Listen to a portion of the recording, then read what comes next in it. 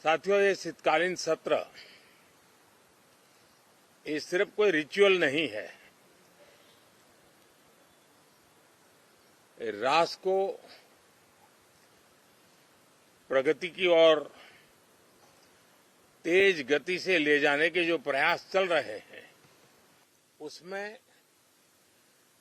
ऊर्जा भरने का काम ये शीतकालीन सत्र भी करेगा, ऐसा मेरा पूरा विश्वास है। कि पिछले कुछ समय से हमारे सदन को या तो चुनावी का वार्मिंग अप के लिए उपयोग किया जा रहा है, या तो पराजय की बौखलाहट करने को निकालने के लिए उपयोग किया जा रहा है। अब मैंने देखा है कुछ प्रदेश ऐसे हैं कि सत्ता में रहने के बाद इतनी एंटी इनकम्बेंसी है कि वो वहां जनता में जा नहीं पा रहे हैं, वहां लोगों के बीच जाकर के अपनी बात बता नहीं पा रहे हैं, और इसलिए सारा गुस्सा या सदन में आकर के निकालते हैं और सदन को अपने उस राज्य की राजनीति के लिए इस्तेमाल करने की एक नई परंपरा को कुछ दलों ने जन्म दिया है। अब उन्होंने एक बार चिंतन करना चाहिए कि पिछले 10 साल से ये जो खेल खेल रहे हैं,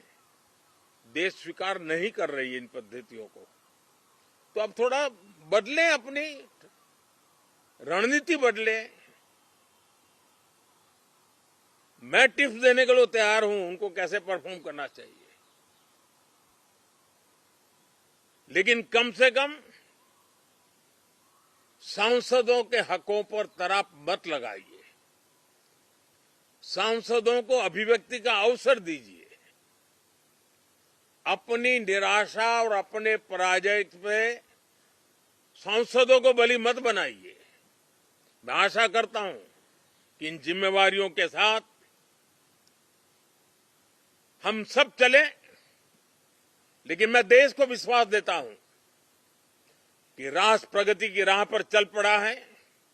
राष्ट्र नई ऊंचाइयों को पार करने की दिशा में आगे बढ़ रहा है, और ये सदन भी